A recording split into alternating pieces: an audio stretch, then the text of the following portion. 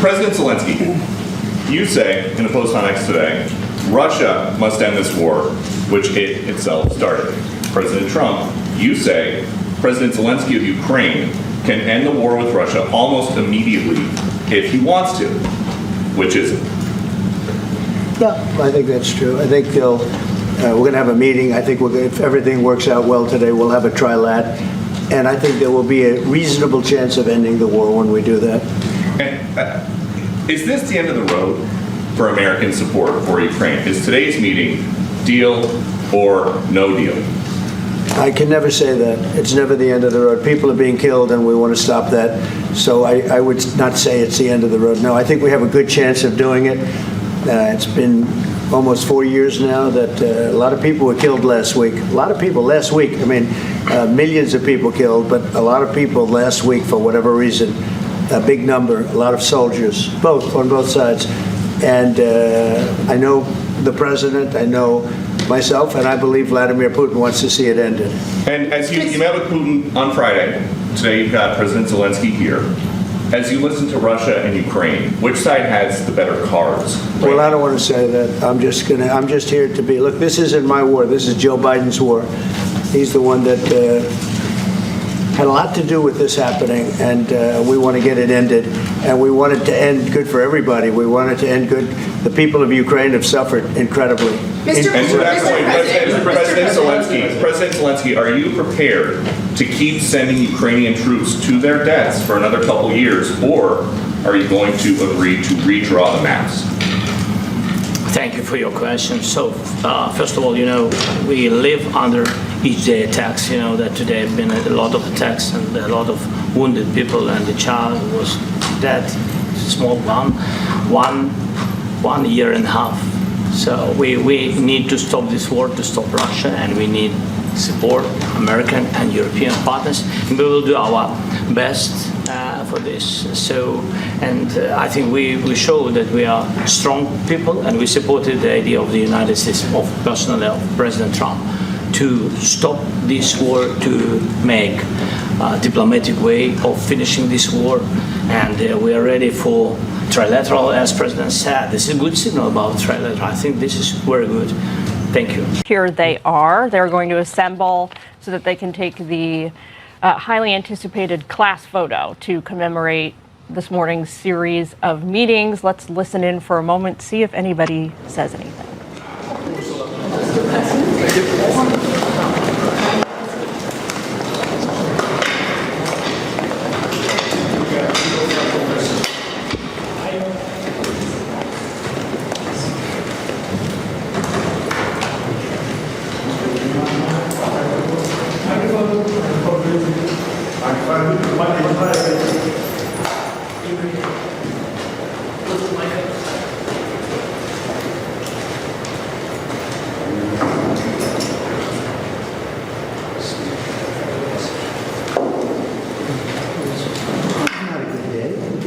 That was not a great day. See the picture.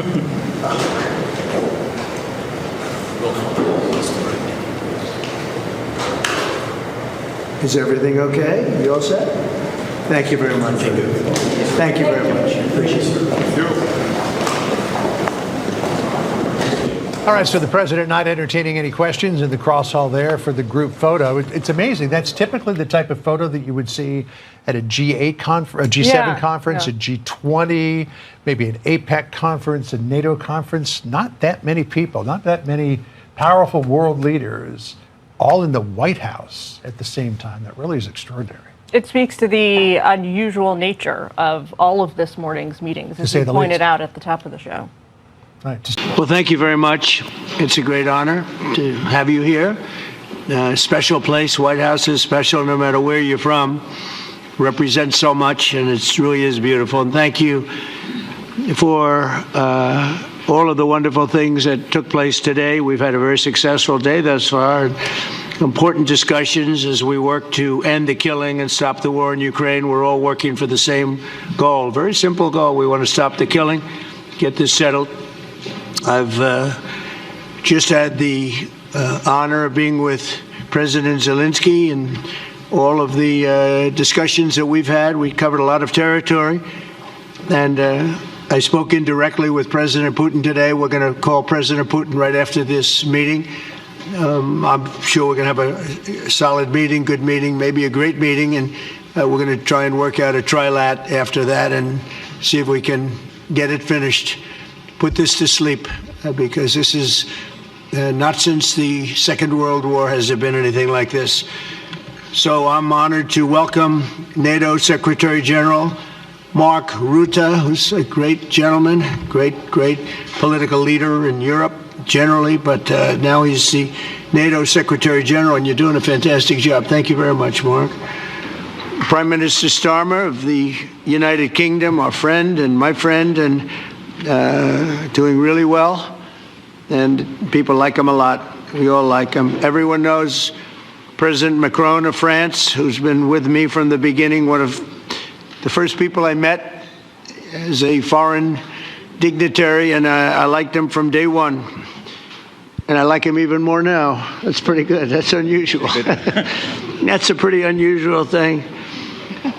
Prime Minister Meloni of Italy, who's really a great leader and an inspiration over there. She's served now, even though she's a very young person, she's served there for a long period of time relative to others. They don't last very long. You've lasted a long time. You're going to be there a long time. Chancellor Merz of Germany, who is a very strong person and a very strong leader and very highly respected in Germany. And he's my friend, and it's an honor to have him as my friend. Thank you very much. Very good. You look great with your tan. Where did you get that tan? I want to get a tan like that. That's true. President Stubb of Finland, and he's somebody that, where are we here? Where? I'm right here. Oh, you look better than I've ever seen you look. But you've done a great job, and we wanted to have you here because you're somebody that we all respect. And you've had a lot to do with the success, I think, and the potential success. And thank you very much for being here. We appreciate it. And the President of the European Commission, Ursula von der Leyen, who is somebody that we just made a big deal with all of those countries. I don't know. I think you might be more powerful than all these guys at this table. I don't know. But we had a great negotiation, and you're respected all over the world. So I want to thank you very much for being here. It's a great honor to have you.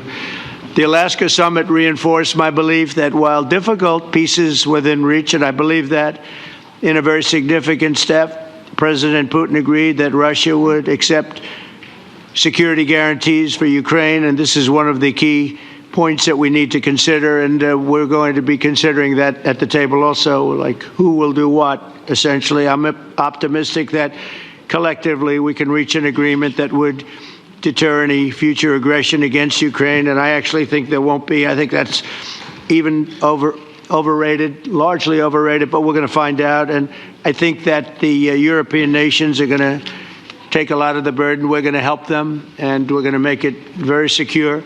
We also need to discuss the possible exchanges of territory, taking into consideration the current line of contact. That means the war zone, the war lines that are pretty obvious, very sad, actually, to look at them. And negotiating positions. President Putin, also, you have President of Ukraine, who is, you just met a little while ago, and we're going to try and get a three-party meeting, maybe as soon as we can. And I have a feeling you and President Putin are going to work something out. Ultimately, this is a decision that can only be made by President Zelenskyy and by the people of Ukraine working also together in agreement with President Putin. And I just think that's very good things are going to come of it. So I hope we have a good meeting. And if we can have a good meeting, I'll set up a meeting with President Putin. And if you'd like, I'll go to that meeting. And not that I want to do that, but I will do that because we want to save a lot of people from dying. A lot of people are dying, and we got to save them. We've got to save it. 5,000, 6,000, 7,000 people sometimes a week. All of us would obviously prefer an immediate ceasefire while we work on a lasting peace, and maybe something like that could happen. As of this moment, it's not happening, but President Zelenskyy and President Putin can talk a little bit more about that. You know, in the 6 or so wars that we stopped, we haven't had a ceasefire. And so I don't know that it's necessary. You can do it through the war, but it would be, I like the ceasefire from another standpoint. You immediately stop the killing. But I believe a peace agreement at the end of all of this is something that's very attainable, and it can be done in the near future. With all of the wars that I got involved in, we only have this one left. Of course, as I walk out the door, there'll probably be a new one starting, and I'll get that stopped too. But I thought this was going to be one of the easier ones. It's actually one of the most difficult. They're very complex. The next step would be for a trilateral meeting, and that will be worked out. And I just look forward to working and having a great result. We're going to spend a lot of time today talking about, and we're really honored you guys came over. I mean, these are the heads of major countries and respected all over Europe. And they speak for, largely, I think I should say, but pretty much for the other countries of Europe. And we will come to a resolution today, I think, on almost everything, including probably the security. And that's pretty much the story. I'd like to say, Mr. President, would you like to say something? You have the media. If you want, you could come over and you could stand, you could use mine, or you could just turn around, whichever you feel comfortable with. Thank you so much. I can speak without microphone. Thank you so much. I think that we had very good conversation with President Trump. Very good. And it really was the best one. Maybe the best one will be in the future. But it was really good.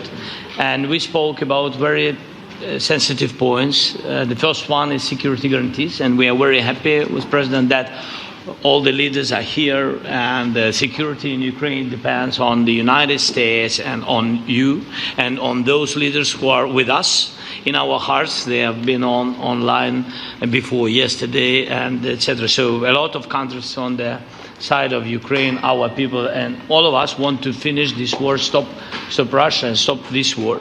We spoke about it, and we will speak more about security guarantees. This is very important that the United States gives such strong signal and is ready for security guarantees. The second point, or maybe the first, the humanitarian direction, very important to exchange all the prisoners, and I think that President will help. And I was very thankful to your wife again, Mr. President, for the letter about our abducted children, and I hope that really it can be a historic role for the people to bring kids back to the families and be happy at Get the people families. back, yeah. Yes, this is so important, and I'm happy that we discussed it, this track with the President Trump, and I hope that we will find decisions. And then what is very important, that all the sensitive things, territorial, etc., we will discuss on the level of leaders during trilateral meeting, and President Trump will try to organize such meeting, and he said that he will come or not come. Ukraine will be happy if you both participate. Want me there, I will be there. Yeah, you know that. Thank you. And I think this is very important. Yes, so security guarantees, bringing kids back, and all our people, not only warriors, first of all warriors, and all the civilians, journalists, a lot of people in prison. So we need them back. And guarantees which will work for the years. We spoke about it, and I showed to President a lot of details on the battlefield, on the map. Thank you so much. Thank you for the map, by the way. Good map. It was great. Yeah, I'm thinking how to take it back. We'll get you. No. I think that we had constructive, specific meeting, and I'm very thankful to all the leaders who are here, and you help a lot, and so we are happy that we have such big unity today. Thank you, Mr. President. Thank you very much, for hosting us. Mr. President. I think you'll see that President Putin really would like to do something else. I think when we set that up, when we do, I think it's going to be when, not if. I think you're going to see some very really positive moves. I know there's over 1,000 prisoners, and I know they're going to release them. Maybe they're going to release them very soon, like immediately, which I think is great. But we're going to set that up today after this meeting. So very good and great remarks. I appreciate it. Mark, as head of NATO, maybe you could say a few words, please. Yes, I will be very brief. I really want to thank you, President of the United States, dear Donald, for the fact that you, as I said before, broke the deadlock with President Putin by starting that dialogue. And I think it was in February that you had the first phone call. And from there, we are now where we are today. And that is, I think, if we play this well, we could end this. And we have to end this. We have to stop the killing. We have to stop the destruction of Ukraine's infrastructure. It is a terrible war. So I'm really excited. And let's make the best out of today and make sure that from today onwards, we get this thing to an end as soon as possible. I really want to thank you for your leadership, what you are doing for Volodymyr, but of course also all the European colleagues. It is really crucial. And the fact that you have said, I'm willing to participate in the security guarantees is a big step. It's really a breakthrough, and it makes all the difference. So also thank you for that. Well, NATO also has agreed from 2% to 5%, which is something that is a massive amount of money. And it's 2% that wasn't always paid to 5% that is paid. That's a big difference. And so we appreciate that. That was a great move. Thank you very much. Ursula, maybe on behalf of the Commission, you could say a couple of words. Yes. Thank you very much. It's a pleasure to be here. And it's a very important moment. Indeed, we are here, Europeans, as friends and allies. We had a fantastic NATO summit.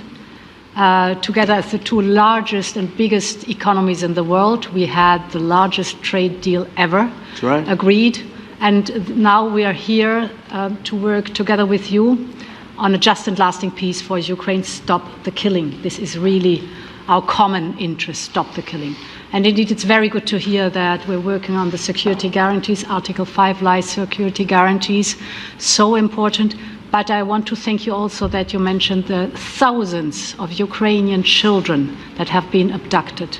And as a mother and grandmother, every single child has to go back to its family. This should be one of our main priorities also in these negotiations, to make sure that the children come back to Ukraine, to their families. Thank you. And we did. I was just thinking we're here for a different reason, but we just a couple of weeks ago made the largest trade deal in history. So that's a big thing, and congratulations. That's great. Thank you very much, Ursula. Mr. Chancellor from Germany, a very great leader. Mr. President, Please. dear Donald, many thanks for having us today. I think this is extremely helpful that we are meeting and hearing that the two of you are having such a good meeting today here in Washington. The next steps ahead are the more complicated ones now. The path is open. You opened it last Friday. But now the way is open for complicated negotiations. And to be honest, we all would like to see a ceasefire, the latest from the next meeting on. I can't imagine that the next meeting would take place without a ceasefire. So let's work on that, and let's try to put pressure on Russia, because the credibility of these efforts we are undertaking today, are depending on at least a ceasefire from the beginning of the serious negotiations from next step on. So I would like to emphasize this aspect and would like to see a ceasefire from the next meeting, which should be a trilateral meeting wherever it takes place. Well, we're going to let the president go over and talk to the president, and we'll see how that works out, and if we can do that. I will say, and again I say it, in the 6 wars that I've settled, I haven't had a ceasefire. We just got into negotiations, and one of the wars was, as you know, in the Congo was 31 years long. Another one that we settled last week with 2 great countries was 35 years going on, and we had no ceasefire. So if we can do the ceasefire, great. And if we don't do a ceasefire, because many other points were given to us, many points were given to us, great points. Please, Georgia, go ahead. Well, thank you very much, Donald, Mr. President, for hosting us today in this important meeting. And I think it is an important day, a new phase, after 3 years and a half that we didn't see any kind of sign from the Russian side that there was a willing for dialogue. So something is changing, something has changed, thanks to you. Thanks also to the stalling in the battlefield. which was achieved with the bravery of Ukrainians and with the unity that we all provided to Ukraine. And the reason why I mention it is that we also have to remind that if we want to reach peace and if we want to guarantee justice, we have to do it united. So that's why it's a very good day, the one we are in. You can obviously count on Italy as it was from the beginning. We are on the side of Ukraine, and we do absolutely support your efforts towards peace. We will talk about many important topics. The first one is security guarantees, how to be sure that it won't happen again, which is the precondition of every kind of peace. I'm happy that we will discuss about that. I'm happy that we will begin from a proposal, which is the, let's say, Article 5 model, which was Italian at the beginning. So we are always ready to bring our proposals for peace, for dialogue. It's something we have to build together to guarantee peace and to defend the security of our nation. So thank you, Mr. President, for hosting us. Thank you very much. Emmanuel? Thank you, Mr. President, for organizing this meeting and for your commitment. And everything was said, but I just have to say here, everybody around this table is in favor of peace. And we work very hard, and we've worked very hard during the past few years to have a peace which is a robust and long-standing peace. This is why the idea of a trilateral meeting is very important, because this is the only way to fix it. And by the way, I think as a follow-up, we would need probably a quadrilateral meeting, because when we speak about security guarantees, we speak about the whole security of the European continent. And this is why we are all united here with Ukraine on this matter. In order to organize such a trilateral meeting, your idea to ask for a truce or a ceasefire, at least to stop the killings, as we discussed, is a necessity. And we all support this idea. And in order to have such a long-standing peace for Ukraine and for the whole continent, we do need these security guarantees. And the first one is clearly a credible Ukrainian army for the years and decades to come. And the second one is our own commitments, all of us. And we worked very hard during the past few months among the coalition of the willings, with the support of NATO, to build the different pillars of security guarantees and our commitments. And you can be sure that the Europeans are very lucid about the fact that they have their fair share in these security guarantees for Ukraine, but their own security is clearly at stake in this situation. So you can count on us, as we can count on you, in order to deliver this robust peace for both Ukraine and Europe. Thank you very much, Emmanuel. Mr. Prime Minister? Thank you very much, Mr. President, and thank you for hosting us here. Can I start where Emmanuel started, which is we all want peace. The war in Ukraine has had a huge impact, particularly on the Ukrainians who've borne the brunt of it, but it's also had an impact on Europe and on the United Kingdom. There's not a family or community that hasn't been affected. And when we talk about security, we're talking about the security not just of Ukraine, we're talking about the security of Europe and the United Kingdom as well, which is why this is such an important issue. I think this is such an important meeting. As a group, I think we've had a discussion on the phone a number of times, Mr. President, but be able now to be around the table to take it forward. And I really feel that we can, I think, with the right approach this afternoon, make real progress, particularly on the security guarantees, and your indication of security guarantees, of some sort of Article 5 style guarantees, fits with what we've been doing with the Coalition of the Willing, which we started some months ago, bringing countries together and showing that we were prepared to step up to the plate when it came to security. With you coming alongside, the US alongside what we've already developed, I think we could take a really important step forward today. A historic step, actually, could come out of this meeting in terms of security for Ukraine and security in Europe. I also feel that we can make real progress towards a just and lasting outcome. Obviously, that has to involve Ukraine, and a trilateral meeting seems the sensible next step. So thank you for being prepared to take that forward, because I think if we can ensure that that is the progress out of this meeting, both security guarantees and some sort of progress on trilateral meeting of some sort to bring some of the difficult issues to a head, then I think today will be seen as a very important day in recent years in relation to a conflict which has gone on for 3 and a bit years, and so far nobody's been able to bring it to this point. So I thank you for that. Well, thank you very much. And, it's very interesting because this is the first for the White House. You can't say that very often. It's seen a lot over the years, since 1800, 1799, to be almost exact. But this is the first where we've had so many prime ministers, presidents, the heads of European nations. And by the way, Alex, I'd like you to say a couple of words, too. You're a young, powerful man. Before I finish up, I want you to say a couple of words. Go ahead. I'll take the notion of youth back to my wife and try to convince her.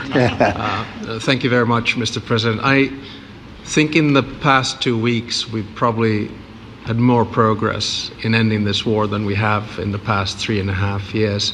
And I think the fact that we're around this table today is very much symbolic in the sense that it's Team Europe and Team United States helping Ukraine. And the progress that we're looking out of this meeting is about the security guarantees, which are a big part of this. And then, of course, moving towards a process with a trilateral meeting with you and President Putin and President Zelenskyy. Some of the international media might wonder, why is the President of Finland here? I think the reason is probably that we might come from a small country, but we have a long border with Russia, over 800 miles. And we, of course, have our own historical experience with Russia from World War II, the Winter War and the War of Continuation. And if I look at the silver lining of where we stand right now, we found a solution in 1944, and I'm sure that we'll be able to find a solution in 2025 to end Russia's war of aggression and find and get a lasting and just peace. The situation is very difficult, but that's why we're here. Thank you, Alex, very much. Good job.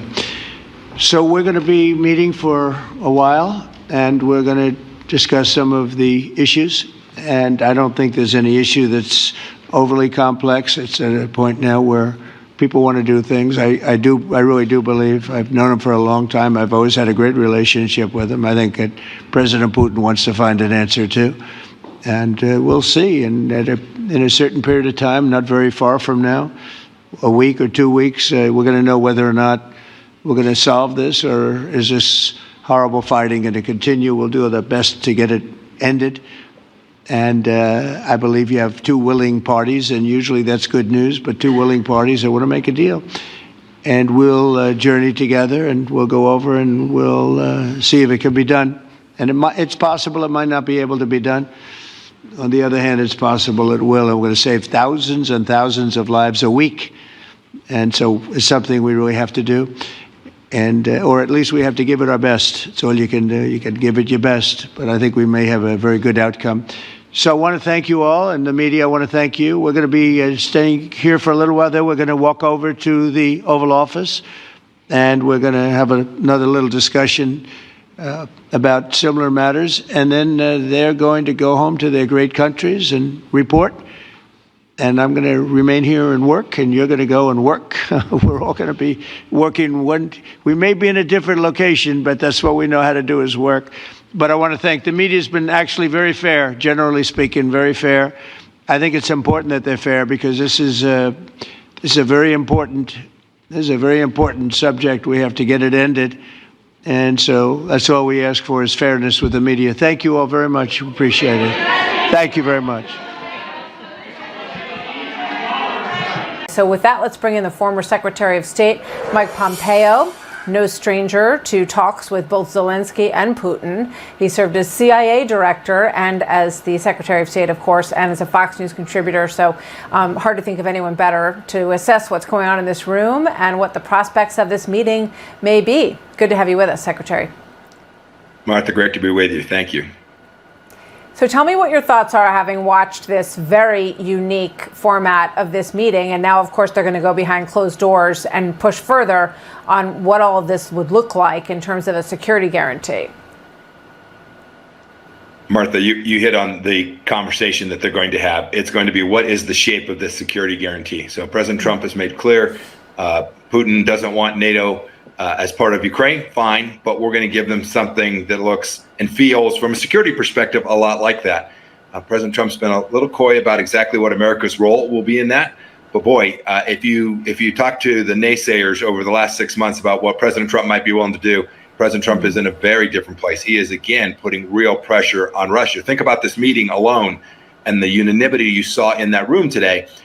Putin watches this too, and he says this is a united front protecting Europe in a way that it has not done for an awfully long time. And so that is a wonderful thing to convince Putin to change his mind. Having said that, the one thing I think I may disagree with others on, or maybe even President Trump, I have not seen Putin prepared to give up anything material yet. I haven't seen him agree to anything significant that would materially change how Zelenskyy will have to think about the risk associated with coming to an agreement with Putin. I hope I'm wrong. I hope he'll permit the security guarantees at the level that will be necessary, because it will have to be big and robust and real, not just a paper agreement like the Budapest Memorandum for back in the early mid-90s. This will have to be a serious security commitment. And Putin will have to accept that. I'm not convinced he's there yet. I hope I'm wrong. I hope he said, yep, that'll be fine by me. I also haven't seen any willingness to return those 20,000 children that he's taken. You know, we talk about hostages in Gaza, 20,000 children being held by Russian forces inside of Russia today. So there's still much work to do. The fact that the Europeans all came to Washington today to support President Zelenskyy and President Trump in this effort, I think is an enormously good thing. Yeah, these children, many of them are orphaned by the war. They were taken to Russia. Some of them are not orphans. Some of them have parents who are waiting for them to return. You know, but I want to get back to this security guarantee and what shape it takes. And if you're put yourself in Putin's shoes right now, because you've certainly watched the man at work closely. Does he see any distinction between Ukraine becoming a member of NATO and all of these countries who are unified? We just heard the president of Finland call it Team Europe and Team US, making a security guarantee. Is there any distinction between those two things for Putin? No, Martha, probably not from his perspective. Two thoughts. One, he often says, or you even see people in the United States say, you know, it's right for Putin not to want NATO on his border. We just saw the Finnish leader. We have NATO on the Russian border today. So that's just that's a ruse that Putin puts forward. It depends what the shape of that security tool is. Is it multinational? Is it real? Are there real weapons, real forces, real intelligence sharing? Is there a shape to this that looks and feels like NATO, or is it just a scattered outpost? Putin would see those two things very, very differently. If it does take a shape of something like you have on the Finnish border or up in the Baltics, or a real NATO force, if it looks and feels like that, I don't think Putin will see much difference. All right, Secretary Pompeo, thank you very much for weighing in today as we watch this meeting that was hastily put together at the White House, but it was quite impressive in terms of the setup there. We're going to try and get a three-party meeting, maybe as soon as we can, and I have a feeling you and President Putin are going to work something out. Ultimately, this is a decision that can only be made by President Zelenskyy and by the people of Ukraine working also together in agreement with President Putin. All right, with that, we bring in senior correspondent Steve Harrigan, who spent more than a decade reporting in Moscow, covering the war in Ukraine since the beginning, and senior correspondent Ben Hall, who has covered the war extensively and was injured in the Russian missile strike more than 3 years ago. Gentlemen, great to have both of you with us. Steve, let me start with you. Your thoughts on this really extraordinary meeting that's going on right now, as we keep in mind that every war ends with some form of people at a table and lines being redrawn. What do you think of this one? Absolutely, Martha. And this was extremely impressive and surprising to see a half dozen world leaders be so brief, so economical, and so efficient in front of the cameras was remarkable. One after another, they hit the same points. First, thanks President Trump for breaking the deadlock. And second, Ukraine needs security guarantees. Over and over again, they made that point. Now, the elephant in the room, the one thing no one wanted to mention to spoil all the optimism was, by the way, President Zelenskyy, Russia holds 20% of your territory, which it has conquered, and you are going to have to give some of that up. It's interesting how that could change how Ukrainians feel about a peace process. Yeah. Ben, it's so interesting to look at this security guarantee discussion, which would have to include some sort of air cover support over the skies, especially if there are new lines drawn and Russia starts to push those lines. This is something that Ukraine's been asking for since day one, air support. And clearly the kind of security guarantee they're looking for now, they never got in the years that have dragged on for this war. Absolutely, and it took a couple of years for President Biden to give the F-16s, which they so demanded and so needed, and how much help that gave.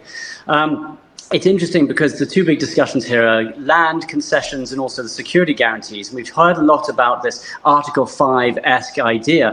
Well, I can say in the last couple of hours, the Russian Foreign Ministry have actually come out and said that they will not accept the deployment of a military contingent of NATO countries in Ukraine, saying such a force would be fraught with unpredictable consequences. And so we're already starting to see the Russian Foreign Ministry perhaps downplaying that idea, saying they don't like it. And look, we've got European leaders, we've got this big event, we had Alaska, but I do think that this is going to come down to President Trump.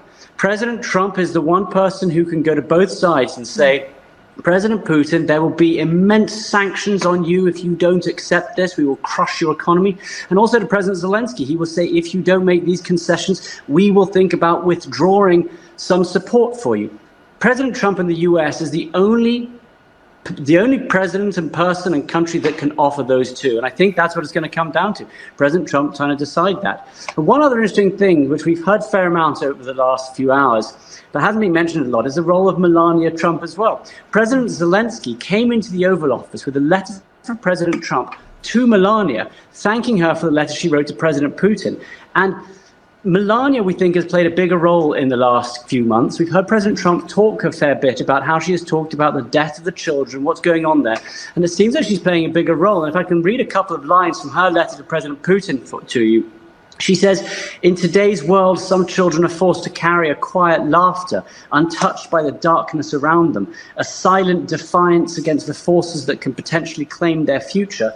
Mr. Putin, she said, you can single-handedly restore their melodic laughter.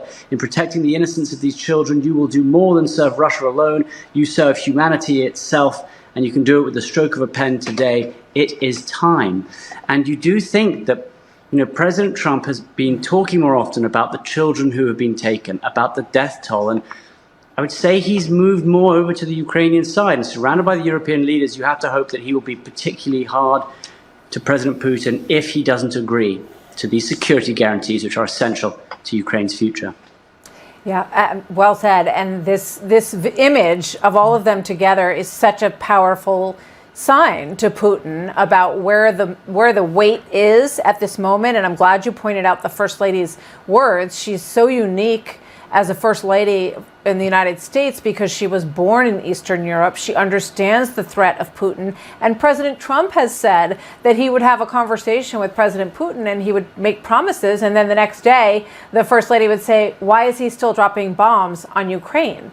So this is a very interesting move from her. She really only sort of steps in on things that she really cares about as a First Lady. And I think it's very interesting to see her the weight that she carries in this conversation as well. Steve and Ben, thank you both so much. It's great to have you with us today. Thank you. Thanks, Bob. The fate of the war in Ukraine and peace on the European continent hanging in the balance today at the White House. President Trump hosted Ukrainian President Volodymyr Zelenskyy along with a lineup of European leaders just days after his pivotal sit-down with Vladimir Putin. No big Oval Office blow-ups like last time. It was very calm, and they made inroads on a possible trilateral summit deal between Russia, Ukraine, and the U.S. First of all, thank you for invitation, and thank you very much for your efforts, personal efforts to stop killings and stop this war. Thank you. This isn't my war. This is Joe Biden's war. He's the one that had a lot to do with this happening. First of all, Mr. President Zelenskyy, you look fabulous in that suit. I said the same thing. Yeah, you look good. I said the same thing. Yeah, looks good on I you. said to the one that attacked you last time. See, now he's in. I remember that. Yeah. no matter what I do, no matter what, and you know, this is not anything to do with you. It's probably to your advantage in a certain way. But no matter what I do, no matter what deal I make, from my standpoint, you'll come out good. Maybe President Putin will come out good. But they'll say, Trump was absolutely horrible. I used to get great publicity. Now I get the worst publicity anyone's ever gotten in office. And we've made more progress in settling this war in the last 2 months than they made in 4 years. This should have been settled a long time ago, but it should have never happened. Later on, President Trump holding a family photo with European and NATO leaders, and then a roundtable where there was plenty on the agenda, everything from possible land swaps to Russia agreeing to accept security guarantees for Ukraine. I believe that in a very significant step, President Putin agreed that Russia would accept security guarantees for Ukraine, and this is one of the key points that we need to consider, and we're going to be considering that at the table. Hi, Jesse. Welcome back. It's good to be back around the table. So one thing that is really interesting is that under President Biden, remember the line was over and over again, as long as it takes. But if you think about it, initially, they didn't give them the weapons they needed to win. They just slow walked that and dribbled it out over time. And now no one is arguing for the continuation of the war, not even Putin or Zelenskyy. And that's a good thing. And it's a good thing that Zelenskyy wore a suit or a semi-suit. People say that's trivial, Jesse. Why do you care what he wears? I care because it's a sign of respect. And the American people agree with me. And it's also a sign that he stepped up his suit game of warming relations between Trump and Zelenskyy. Remember, a couple months ago, they had the big, nasty blow-up. And what did we say at the time? You know, deals blow up and they get put back together. Guys fight and then they patch it up. Not like women. They patch it up at the Vatican. Women hold grudges, Dana. Could you imagine Kamala Harris doing this type of diplomacy, flying to Alaska, bringing all these world leaders to D.C.? She could never have pulled it off. Not because she's a woman, Dana, because she's Kamala Harris. She'd be in duty free most of the time. The war has lasted 3 years. Every war over the last 100 years has been longer. Both world wars, Vietnam, Iraq, Afghanistan. If he can patch this up this quickly, it would be a historic success. And how did he do it? I believe it was these secondary sanctions on Russian energy exports, because that was about 3 weeks after he did that. They had that phone call. And then they had this meeting. And also these oligarchs want their yachts back. I always like to ask, when Jessica's here, not you, Harold, what is the Democrat plan? Because right now they're saying armchair quarterbacking, you can't reward Putin for his naked aggression. So he can't keep the land he won on the battlefield. Okay, how are you going to get Vladimir Putin to relinquish the land he won in battle? The United States won lands in battle. We didn't just give it back. No country gives back land they win in battle. That's what this is all about. You have to accept reality, and that's what these Democrats are doing. Borders change all the time. You can't go back to the borders that Ukraine had. Think about Germany. It used to be the Prussian Empire. Then it was the German Empire. It expanded, it contracted in the world wars, and then they divided it in two. And now it's reunited. And they can't do this to Ukraine? Come on, that's ridiculous. Trump's just stopping the bleeding. Bill Clinton was the one that made Ukraine give away its nukes. Then he invaded Crimea under Obama's watch. And when Joe said don't, Vlad went in strong. Trump is just there to patch things up. And he's doing it not by being bullied like the media says he's being bullied. Putin's bullied all these other Democrats in office. This guy threatened to nuke Moscow. Think about it. He was going to bomb the bejesus out of their capital if Vlad tried this on the last watch. He saw this coming, too. Remember Nord Stream? He said, no, no, no. He said, beef up your military in NATO, and he got it done. And now, if you can end this war now, and you can guarantee European soldiers to go onto the front lines if Vlad gets this dumb idea back in his head, and we get the minerals, and we get the drone technology out of the Ukrainian military, pretty good win. Jesse, you're kind of like a woman today because I talk too much? No, well, I remember when Peter would be gone for like 12 hours when we first met, and he would go to work and then he'd come back and I would talk straight for an hour and a half because I had no one else to talk to. And you've been gone for a week and we appreciate your contribution. And Thank that was you. beautiful. Thank you, Dana, Thank for that you so positive much. encouragement. Harold, one of the things that I think that this showed as well is just the power and exceptional nature of America, because President Trump had the power to convene.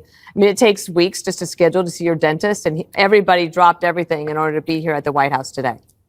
Well, I'm glad Jesse's back. It was great to see really the last 72 to 96 hours. I give the president a lot of credit. I thought it took a lot of courage and a lot of choreography and a lot of restraint to have Putin in Alaska. And for those that know history, you know that the Russians had to sell us Alaska. And it's become such an important part of not only our military, but our economic growth over the many, many years as well. And for Putin to have to negotiate there, there's so much that was involved. Then you think, to your point, Dana, here we are just a few days later, 48, 72 hours later, and you have basically the entire European, the structure, the most important and longest serving allies we have there, as well as the heads of the EU and the head of NATO. What I found interesting were a couple of things, my takeaways. One, salute to Steve Ducey, young Ducey. Peter Ducey, he asked a great question to open up the meeting between President Trump and Mr. Zelenskyy. He asked a very direct question to both of them, and I thought it took courage and it was the right question.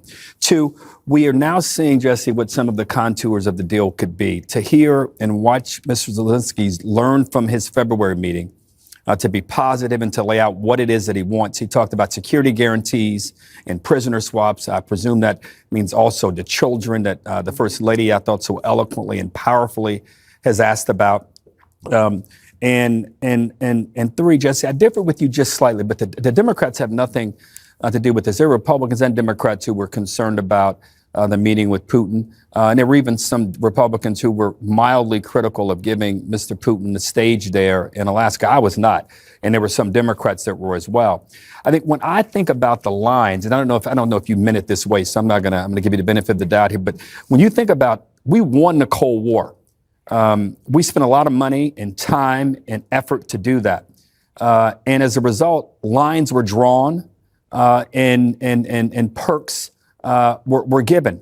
Mr. Putin, throughout his time in public life, has made clear that he wants to reconstitute the geographic footprint, the power print of what the USSR was. You don't want that. He wants that. And I think when we talk too casually about redrawing lines, we run the risk of saying to countries like Latvia and Estonia and Lithuania, don't worry. If he gets in there and he takes over parts of your country, we'll only come in and help you establish peace if you give pieces of it up. I'm not saying that's where President Trump is. I'm not convinced that President Trump is ready to give any more than Crimea. That's the one thing he did say in social media. I am not convinced that he's willing to give up 1/3 of Ukraine. Now, they have 20% they're in occupation of. Putin wants 10% more. Can you imagine if someone told America, we want 30% of your country and Miami? Obviously, that's just a deal he's trying to cut. Jesse, no one's going to give up land they don't have. Right, but I'm only saying I'm not saying you're saying this. My only point is I give President Trump tremendous credit for where we are. And if he is able, again, to engineer this deal, we've been saying for weeks on this show, I would be the first. I would hope you would invite me down to the White House when the president is awarded the Nobel Peace Prize, because he would absolutely deserve it. Greg, a lot of people will complain about Trump's how, not necessarily the why. So everyone now, however, seems to be okay with the how, because he's also talking about security guarantees, and the Europeans are like, okay. And we're waiting to just get confirmation on this. You know, he wanted to call Putin right there with everybody and just say, do we have a deal? Right. Before I compliment the president, I am confused about security guarantees without being in NATO. That's kind of like a foreign policy version of friends with benefits. Yep. You know, there's no ring on the finger, no formal commitments, but whenever you want like a casual get together, we'll be there. I don't see how that works. I mean, I guess you could do it, but it kind of negates the utility of NATO, right? I mean, it's like, why get married if you can milk the cow for free? That's what my mom used to say. And I said, Mom, I'm not into that sort of thing. But anyway, maybe you don't need, I mean, it's like almost like, well, maybe you don't need NATO if you get the same perks without being in NATO. But the spectacle of this is undeniable. It feels like optimism. It looks like progress because that's Trump's mindset. It's the cliched power of positive thinking. It actually works. Fact is, if you want war, there'll be plenty of people who will accommodate. They make a lot of money off it, but he doesn't want it. And you ask about, what's behind him. He is the most anti-war president ever. And you can question why. Who cares? My theory is he can't compute waste, whether it's blood, money, or time. He just doesn't, he can't stand it. How many peace deals has he brokered so far? You had Cambodia and Thailand. You had Rwanda and the Republic of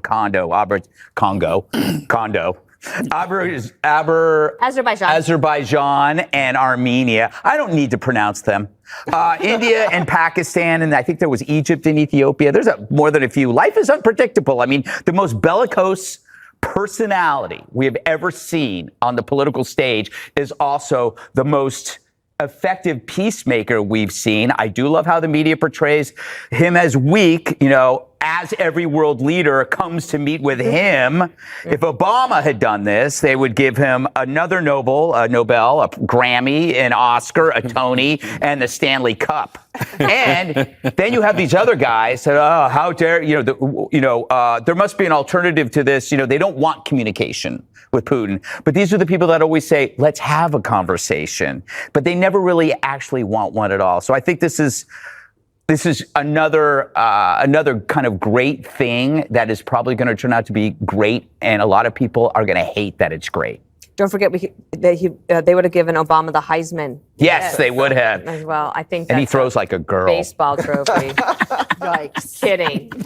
Katie, let me give you the last word. We covered a lot. Well, there were no daddy references today, so the head of NATO failed to bring that back to the table. Remember, he called him daddy at the NATO summit, and then addressed it last time he was in the Oval Office. But I just can't. I mean, this is a president who went to Alaska on Friday, flew B-2 bombers over the head of Vladimir Putin, had a summit, flew back, got home at 4 a.m, then went golfing both Saturday and Sunday, gets this meeting together today, and has every single leader there say, we've done more in the last 2 weeks than we've done over the last 3.5 years. So that not only emphasizes President Trump's leadership on the global stage to get results, but it also shows just how absent Joe Biden was for the last 3.5 years and how dangerous it was for the United States on the global stage to be completely MIA from actually trying to manage and prevent this war from starting in the first place. I also found that Trump's humility today was very interesting. He is a deal maker. He's always very confident he can get something done. I think he still is confident, but he kept saying, look, we're going to do our best to get something done, but maybe we won't get a deal. So we're still watching to see what the details are. I thought, too, he was recognizing and being mindful that everybody there has their own constituencies. Right. Including Zelensky, he himself does, and then everybody else, including Macron. I hope they gave him the business about recognizing Palestine as a state, too. Yeah, me too. In the off the record part. So we also have this, I mentioned it a little bit. Fox News confirmed that President Trump's multilateral meeting with European leaders and President Zelensky has ended. So we're keeping an eye on that. First up, senior White House correspondent Peter Doocy live from the North Lawn. Good evening, Peter. Good evening, Brett. Yes, this meeting has run a lot longer than we thought it was going to, which usually means either something good is happening behind closed doors or something not so good is happening behind closed doors. What we know before they all went into the private setting is that all of the Europeans and President Trump have agreed on one big thing, and that is offering their country's troops as NATO-like peacekeepers in Ukraine if the Russians agree to end the war. That is something that President Trump says he thinks could happen after a Trump, Putin, Zelensky trilateral meeting at some point within the next week or two.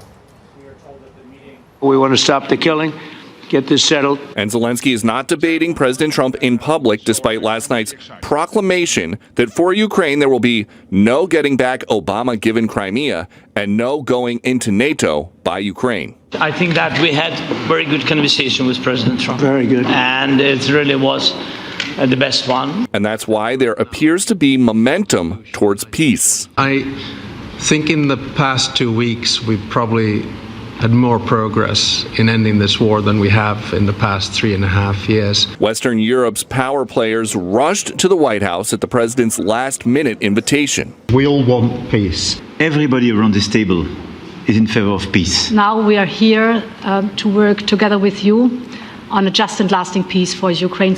But nothing final until Russia agrees. If we can have a good meeting, I'll set up a meeting with President Putin. And if you'd like, I'll go to that meeting. President Trump is not ruling out stationing a rotating force of American troops in Ukraine after Friday's private chat with Putin. President Putin agreed that Russia would accept security guarantees for Ukraine. But the president knows a peace agreement might work out, and it might not. Is this the end of the road for American support for Ukraine? Is today's meeting deal or no deal? I can never say that. It's never the end of the road. People are being killed, and we want to stop that. So I would not say it's the end of the road. No, I think we have a good chance of doing it.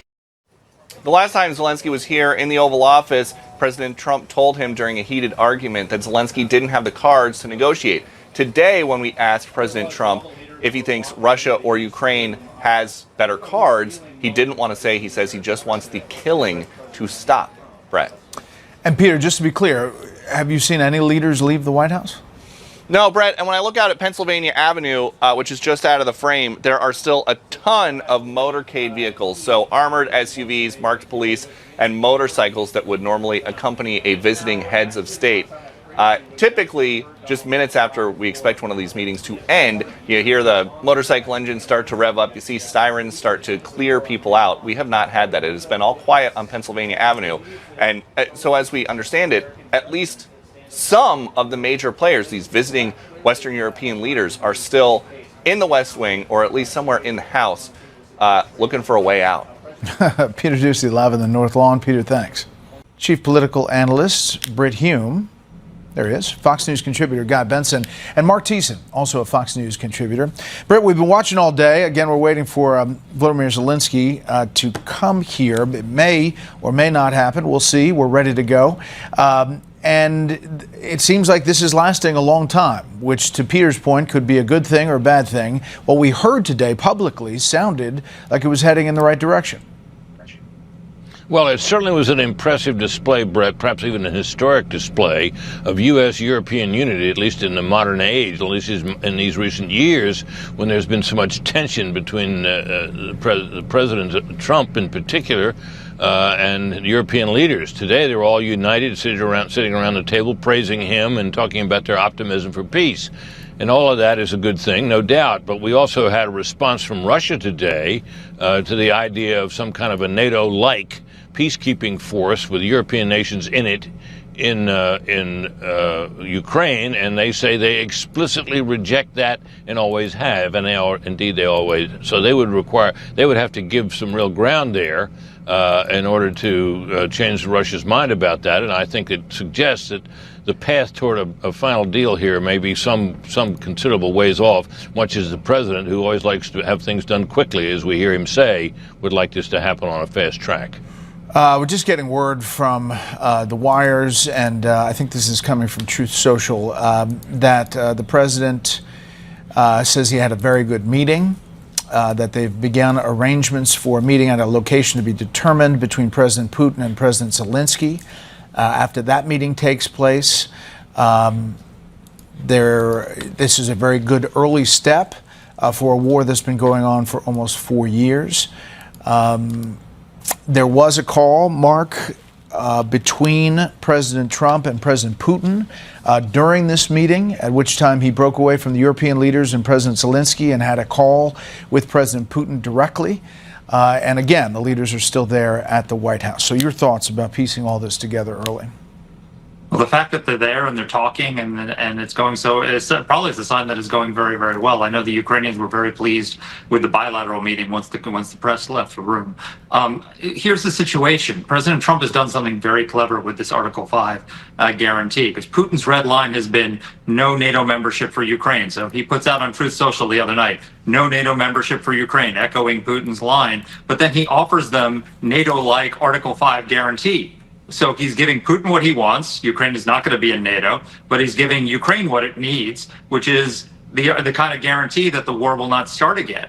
And so this puts Putin in a very tough situation, because if all these leaders are agreed, President Trump is agreed, they're making concessions to Russia, and Putin says no. First, if he says yes, then Ukraine survives as a sovereign nation.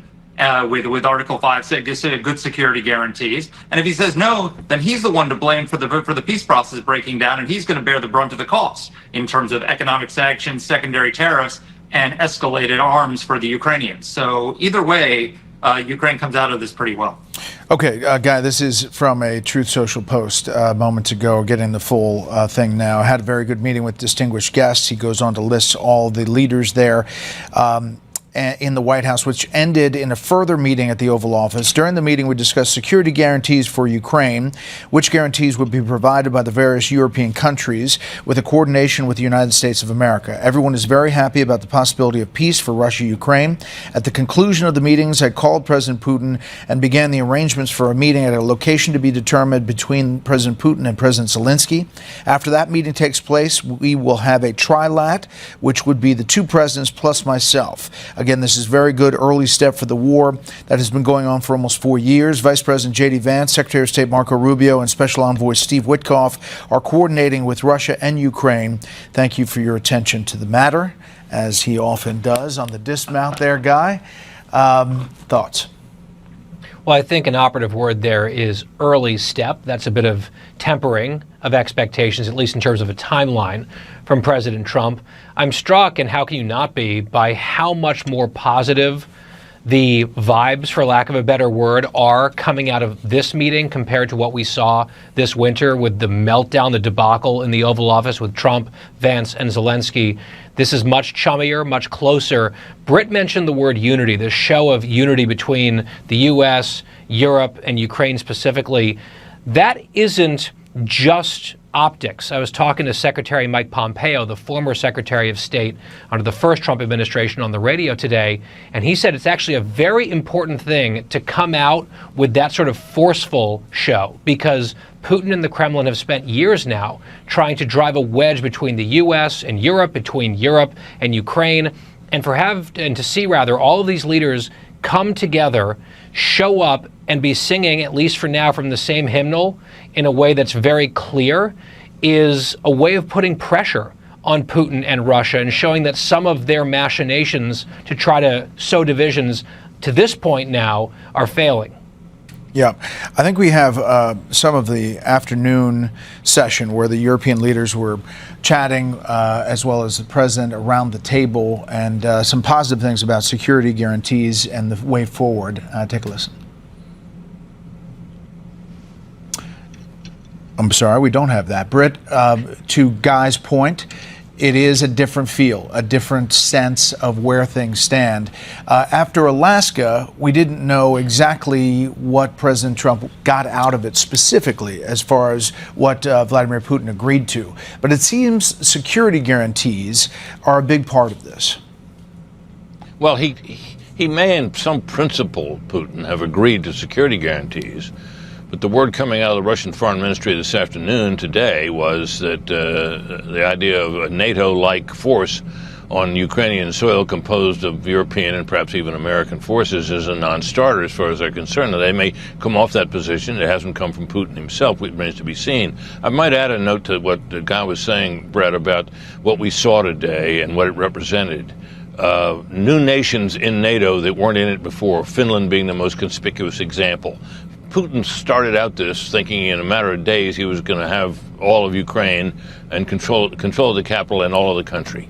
So we're still, it's going on now for a couple of years, and he is moving. Yes, he's still moving, but he's moving by the inch at staggering cost. And now with the prospect, if the president were to follow through on his threats of further damage to an economy, which we had been given to believe, Brett, not too many weeks ago, had turned into kind of an absolute juggernaut of arms production and so forth, and was doing just fine. Now we hear otherwise. The Russian economy is vulnerable. So the situation Mr. Putin is in is not an enviable one. Now, he plays his cards very close to the vest, and he talks very tough. But one wonders how long he can keep that up in light of what he has suffered. Mark, a final word as we're kind of getting more and more information on this. The bottom line is that President Trump wants to bring this to an end. He's clearly bending over backwards on all sides to get these leaders together. And it seems like we're 2 steps away from a trilateral meeting between the 3 leaders. Yeah, so the most important thing President Trump said publicly, at least today, was that he doesn't want this to be a deal for 2 years. He wants this to be a permanent end to the war. And so he understands that you need to have real security guarantees in order to make that happen. And as usually, Brit Hume is right. I mean, if you think about this, at the start of the war, Putin controlled 7% of Ukraine. He now controls 19% of Ukraine. So that means in 3 years, he has gained 12% of the country at a cost of 1 million casualties and $500 billion of spending. And that spending has unleashed double-digit inflation, massive loss of economic power. All that's keeping him afloat is his energy, and Trump has that in his crosshairs. So he's the weak one in this situation. They're coming out of this meeting very strong.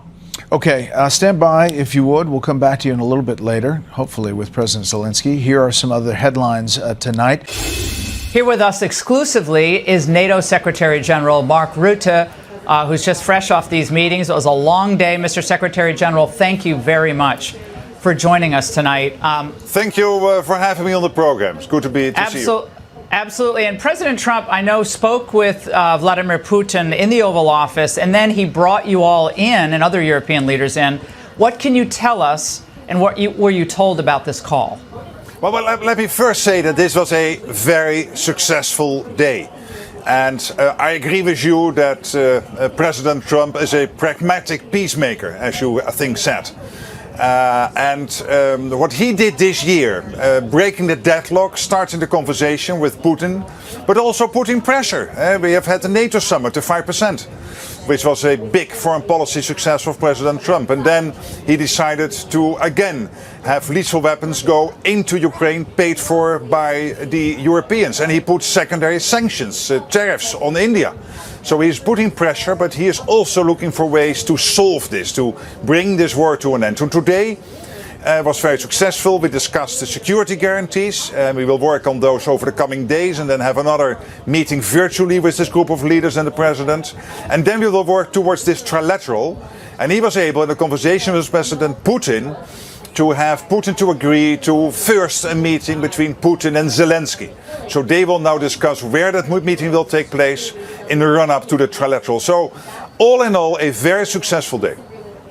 Now, Mr. Secretary General, we've heard repeatedly that Vladimir Putin is very wary of any type of security agreement because that is essentially to many tantamount to NATO membership for Ukraine. And we know what Russia thinks of that, given obviously the border and the history there. What can you tell us specifically about what might be agreed to regarding that security issue, which is paramount? Yeah, let me be very, very specific. So over the last couple of months, under the leadership of Keir Starmer, the British Prime Minister, and Emmanuel Macron, the French President, a group of now 30 countries, including Japan and Australia, are working on this concept of security guarantees. Of course, post a long-term ceasefire, or more preferable, a full peace deal. What the US has now said, that the United States wants to get involved in this. What that exactly will mean, the US involvement, will be discussed over the coming days. Anyway, we have to discuss more details of these security guarantees. But clearly, for Ukraine to consider what to do next when it comes to territory, it is important to also know what the situation will be with the security guarantees to prevent Vladimir Putin from ever trying again to invade parts of Ukraine. Was there any absolute no-go for certain territory that Ukraine will just simply not give up at this point? We have not discussed that today because everybody is clear, including the president, that when it comes to territory, it is the Ukrainian president who has discussed this in the trilateral, and then probably more conversations after that with the Russian leadership, with Vladimir Putin of Russia.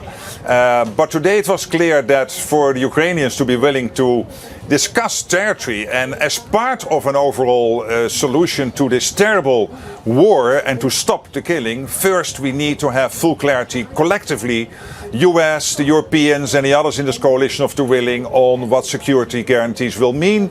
And again, it is really a breakthrough that the US will get involved, and then again the level of involvement will now be discussed. So NATO membership for Ukraine is completely off the table, correct? The situation is this, that the US and some other countries have said that they are against NATO membership for Ukraine. The official NATO position since the summit in 2024 is that there is an irreversible path for Ukraine into NATO. But what we are discussing here is not NATO membership. What we are discussing here is Article 5 type of security guarantees for Ukraine, and what they exactly will entail will now be more specifically discussed. Was there any discussion, sir, of troops on the ground, meaning European or U.S. troops? Because Americans hear that. They're like, wait a second. We've spent close to, $200 billion in Ukraine, and we understand we want Ukraine to be successful. But that's a lot of money. We've carried a lot of the burden. Europe has an economy of about $20 trillion annually. Britain has an economy, $2-3 trillion annually. It's pretty much comparable to ours, a little bit less, but not much. Troops on the ground, is that a possibility? We have not discussed that at all today, so that will be part of the discussions which will now start. We will try to bring them to a next stage of understanding over the coming days and weeks, of course. I'm not sure that we can solve all the details, but what we all agree on is that if this war comes to an end, we cannot have a repeat of the Minsk peace agreement of 2014. Which was then basically challenged by the Russians in the months and years after.